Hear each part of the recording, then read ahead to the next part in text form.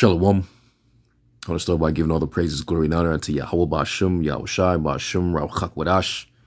Double unto the elder apostles of the great millstone who rule well. And as always, peace and blessings to the hopefully elect tabernacle of David, scattered throughout the four corners of the earth. And I just want to say this, concerning the Passover fashion show that the IUIC, ran, which, that was supposed to be a night where we shew the Lord's death until he come. We're supposed to remember the Lord and what he went through, and how he died for the nation, not honoring ourselves, not exalting ourselves, not seeking our own pleasure. It tells you that in Isaiah the 58th chapter concerning how you're supposed to keep the Sabbath. But anyway, that's neither here nor there. I just want to deal with the fashion show and how, Jake get caught up in the vanity. And you could see why a lot of people in this world would appeal to this type of group. Because Jake and the world, they caught up in the folly of vanity. Now, concerning you women, because, mainly this attracts you women. You women like these type of things.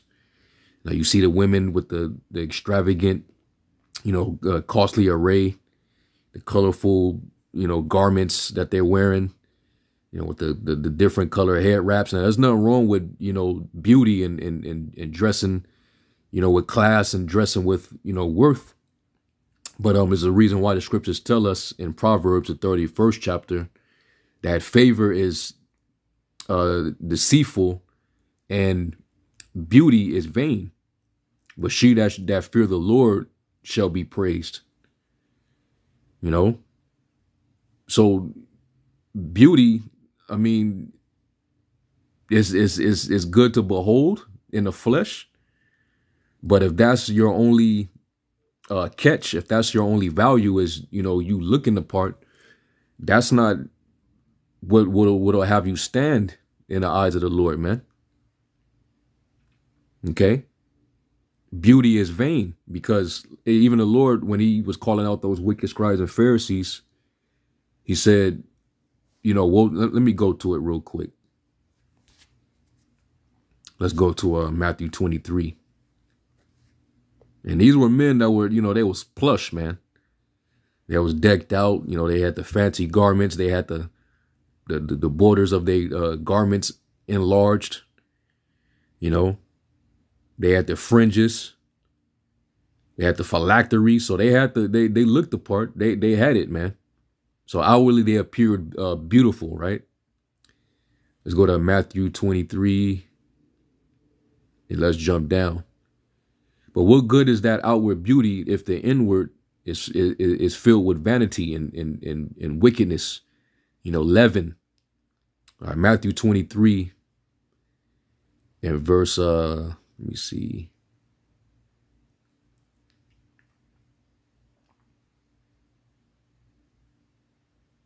Okay, in Matthew 23 and 25, it says, Woe unto you scribes and Pharisees, hypocrites, for you may clean the outside of the cup and of the platter, but within they are full of extortion and excess, right?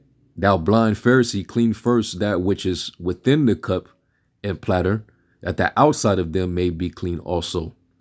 Woe unto you scribes and Pharisees, hypocrites, for you are like unto whited sepulchres, which indeed appear beautiful outwardly, but are within full of dead men's bones and of all uncleanness.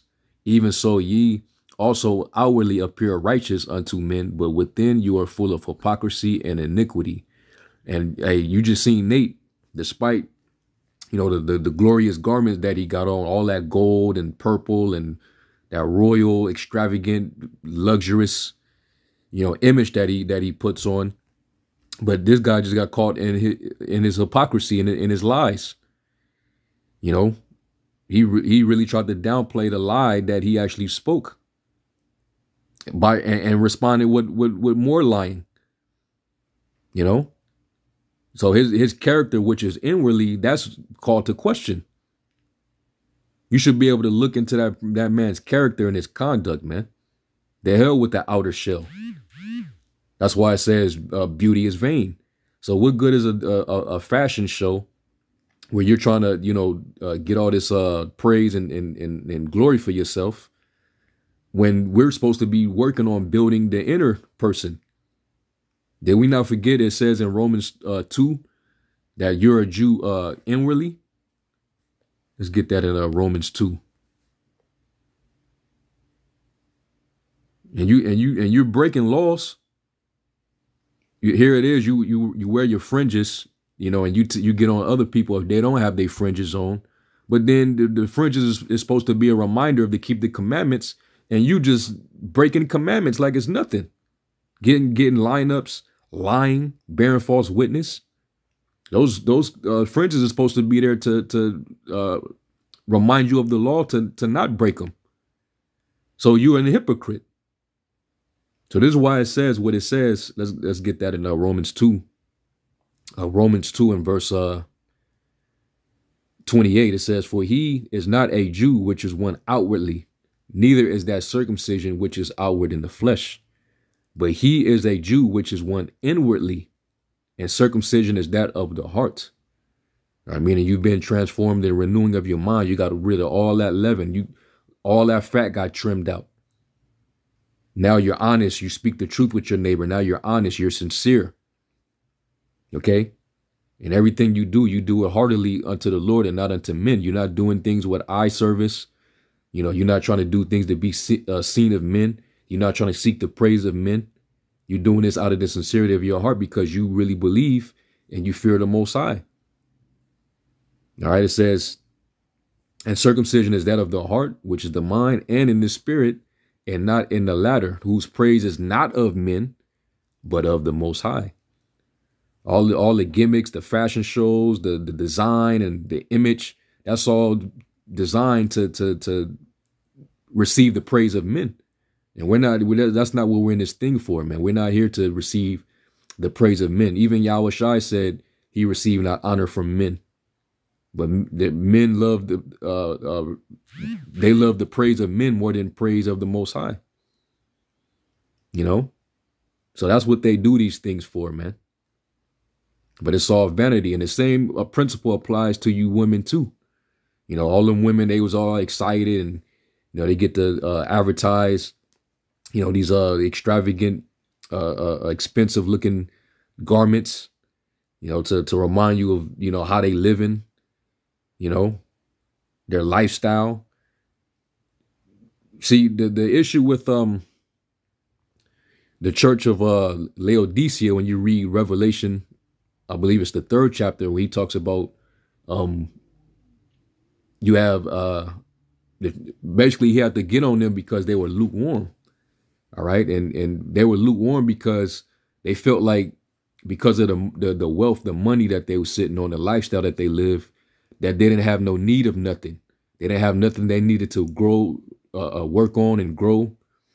They was very complacent because of their lifestyle. And in that complacent mindset, they was becoming unfruitful. They wasn't as on fire as the church of Smyrna. Let's go there real quick.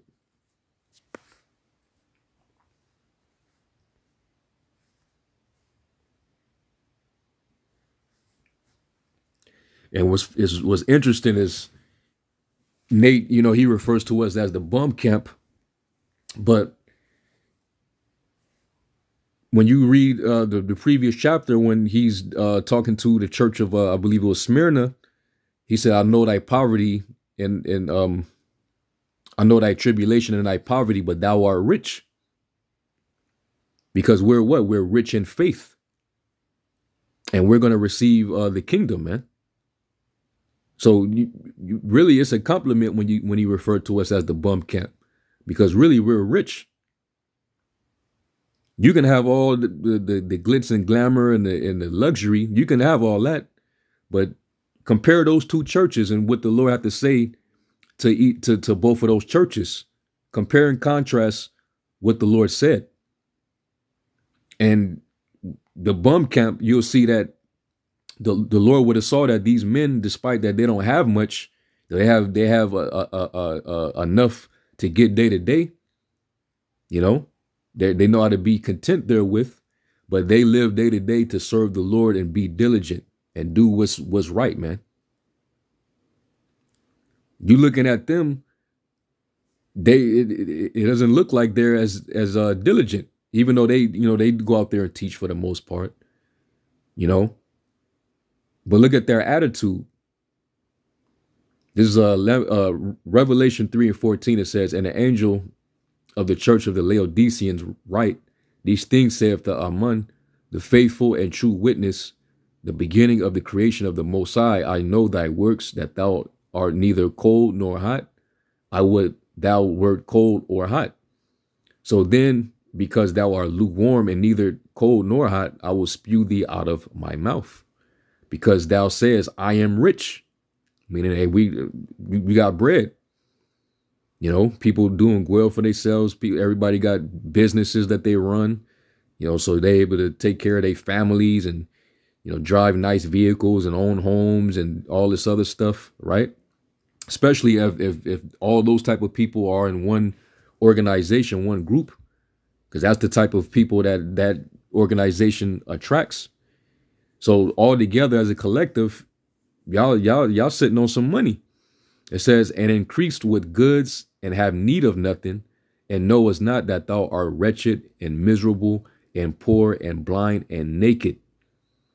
So really, despite all of the antics and the glamour and the glitz, the sophisticated image that you portray, you really are lacking. You really are destitute. And the gimmicks is that make up for the lack thereof.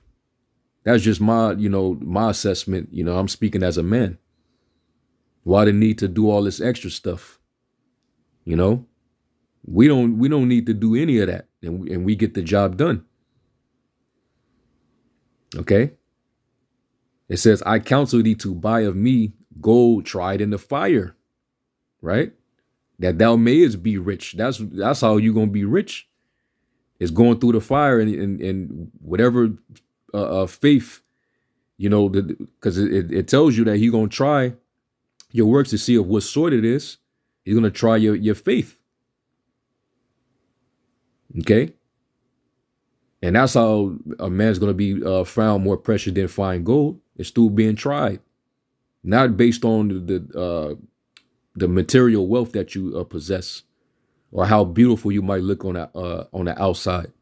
It says, "In white raiment, that thou mayest be clothed, and that the shame of thy nakedness do not appear, and anoint thine eyes with eye salve, that thou mayest see." Okay. So they got rebuked.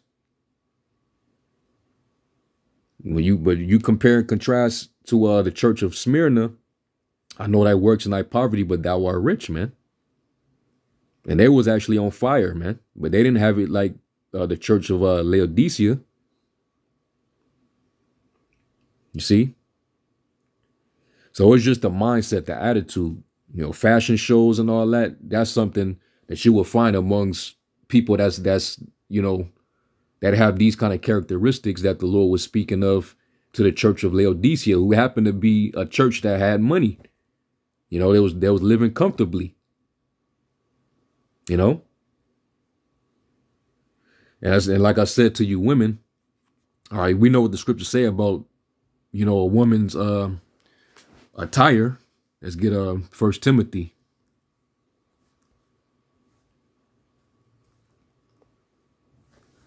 It's nothing wrong with looking beautiful, because that's, the woman is the glory of the man.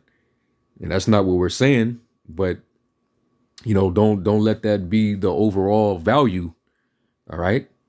This is 1 Timothy 2 and verse 9. It says, "In like manner also, that women adorn themselves in modest apparel, with shamefacedness and sobriety."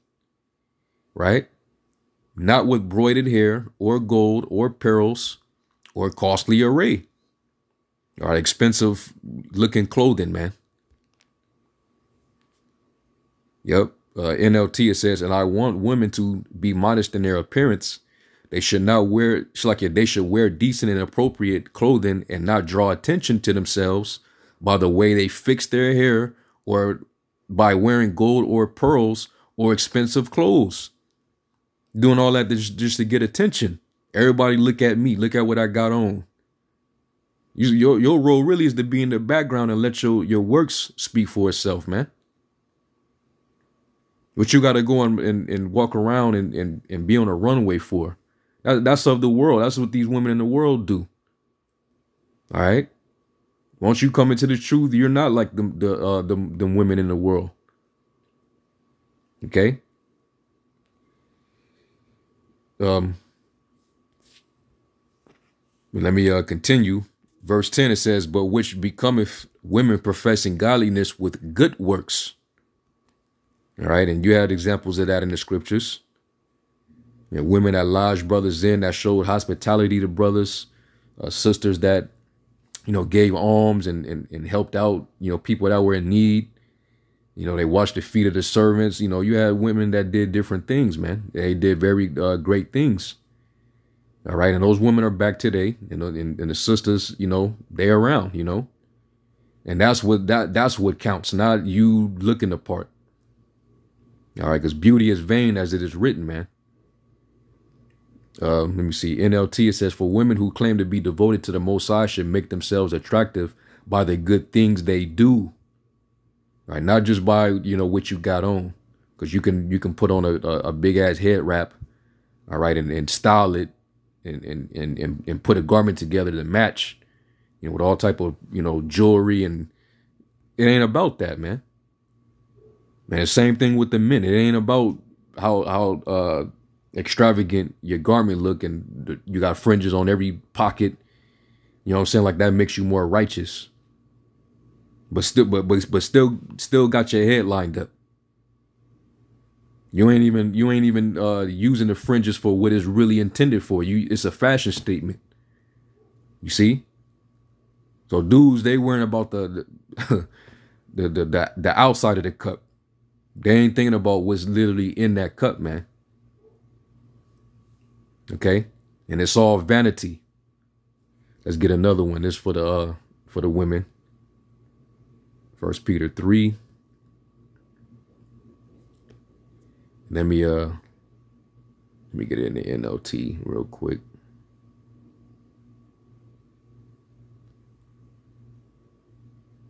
Yeah, 1 Peter 3:1.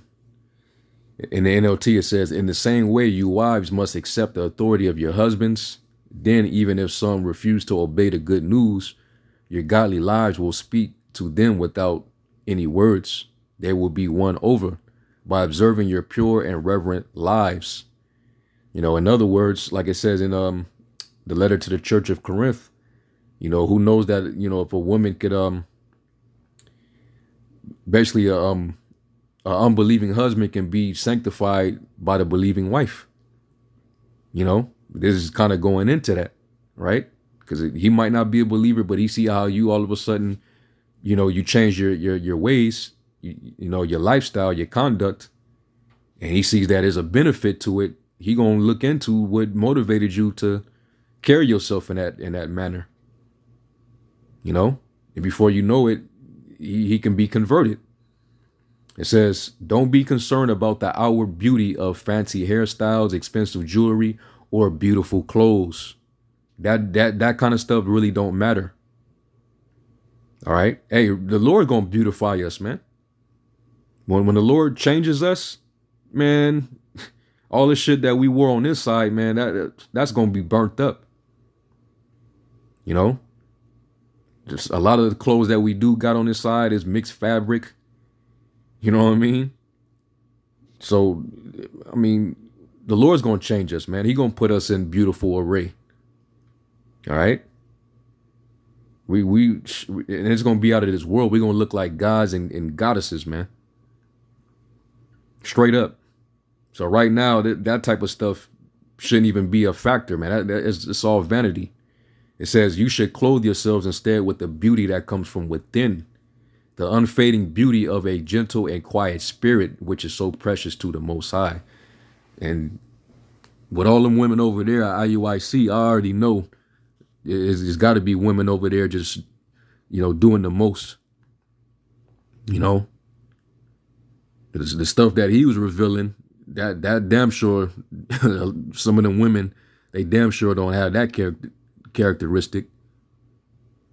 So, you know, what's the beautiful garments for then? That's why I'm saying that fashion show shit, that's vain. And that's all, it's vainglory at the end of the day. All right.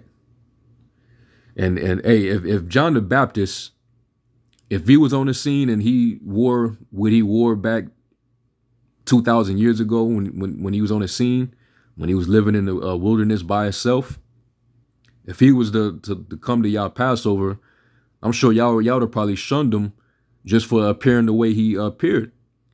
Because he wore a rough garment, man. And it tells you, like when we read in Revelation 11 chapter, where it talks about how you're going to have the prophets prophesying in sackcloth for 1,200 days. In sackcloth. Let me see if I can go there real quick.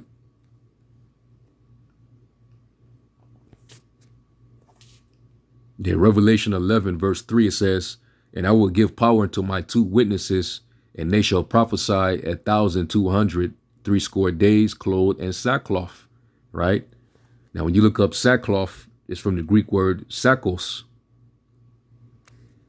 And down here it says, a sack, a receptacle for holding or carrying various things as money, food, a coarse cloth, a dark coarse stuff made especially from the hair of animals. And, you know, I think of John the Baptist. It was described that he wore a hairy garment, and he had a leather girdle. And that was the exact same attire that Elijah wore, which shows you that that was the same spirit. That was the same person. He wore camel's hair with a leather girdle. Okay, and they lived a very rough, austere life. It says a garment of the like material and clinging to the person like a sack, which was wont to be worn or drawn over the tunic instead of the cloak or mantle by mourners. Right? And we always bring out that in Ecclesiastes 7. It's better to go to the house of mourning than to the house of feasting. All right, the Jake that always want to party and be in that feasting, mirthful spirit, of course they're going to dress the part too. All right. We're mourning because we know that evil is getting ready to happen. Jake is about to die. Worldwide, man. It's going to be a slaughter, man. It says penitence, suppliance, and also by those who, like the Hebrew prophets, led an austere life. So, like I said, like if John the Baptist, if he was to show up at that Passover and y'all doing fashion shows, you know, showing off your fancy looking garments, everybody look all royal arrayed, you know, everybody shiny. I'm sure he wouldn't have even wanted to go to your Passover, but just you know, hypothetically speaking, y'all probably would have turned him around and said, "Go join the bum camp." That you can't come up in here like that. That would probably be their attitude, man. Because Jake had this idea that all the prophets of the Lord had to dress a certain way. Like, you got to look very majestic, and you got to be sitting, you know, levitating Indian style, you know, constantly in a yoga stretch or pose, you know. That's what the Lord was like. What wouldn't you out to see, man? This is Matthew 11.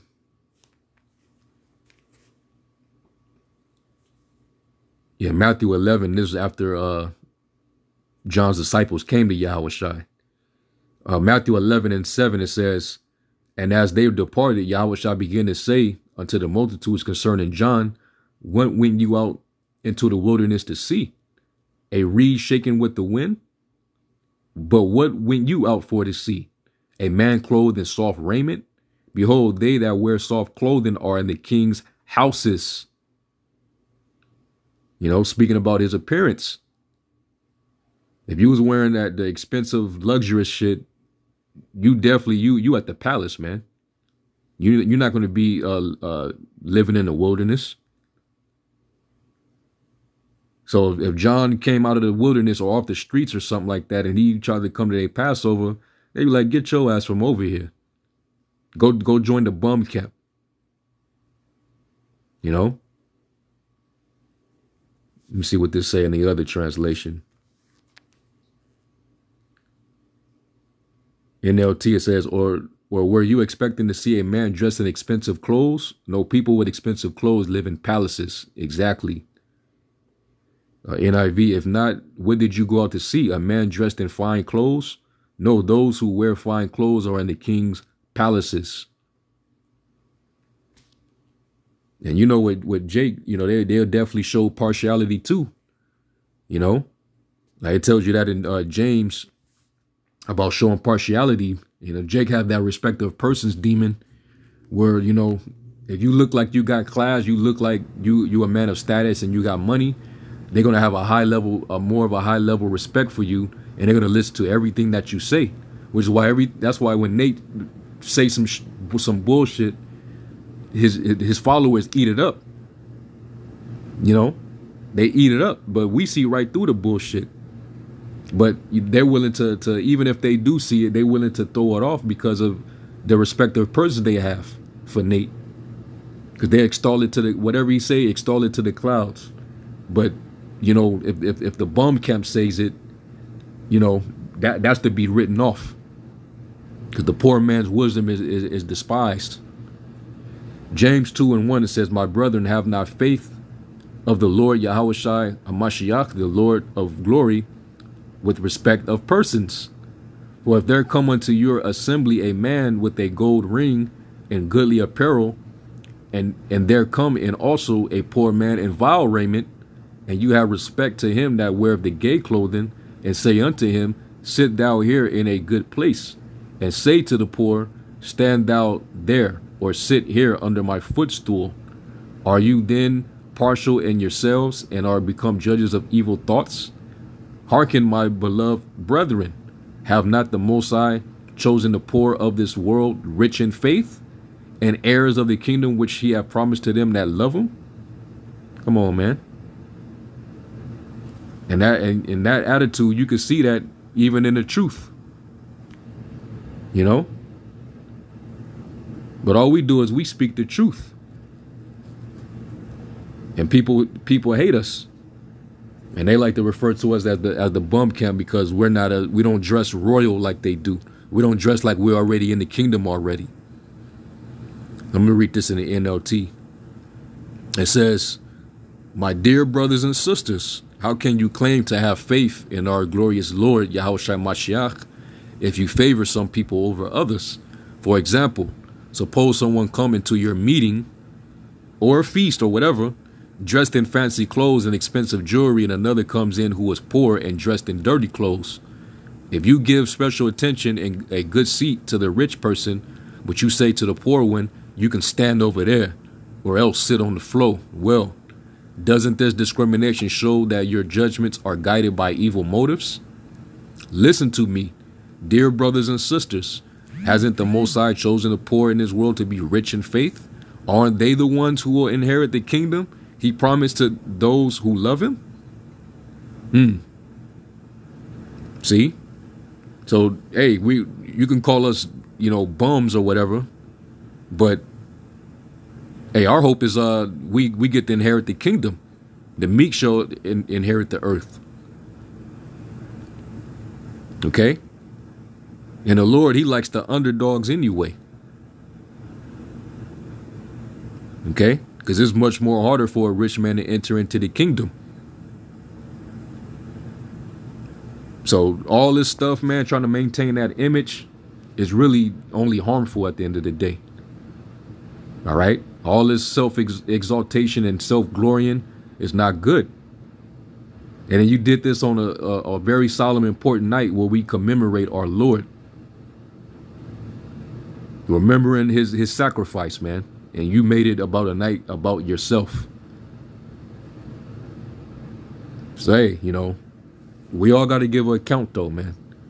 But this was you know, it was like it was distasteful, man. And you know, brothers went in, and this is just my little response to it. All right, but you know, that's all vanity, man. Don't get caught up in the vanity and the hype, man. All right, hey, the righteousness that we have is as filthy rags. We take on the righteousness of faith through belief in Yahushai. All right, Yahushai, his righteousness covers us. And when we and when the Lord shows up, then we're going to be really beautified. All right, the Lord's going to change us, and we're going to go from glory to glory. That's when you're going to receive the praise and the fame and the adoration and so on and so forth. All right, when the Lord changes us and he puts the law, statutes, and commandments into our inward parts, he takes away that stony heart and give us that heart of flesh. That's when we're going to be beautiful, inwardly and outwardly. Our women, our sisters, going to go back to that. And I'm talking about like that awestruck beauty, man. The type of beauty that Judith had when she walked past men in the midst of wars, and they would stop the wars just so she can walk past, and they would all be stuck on her. Yeah, man.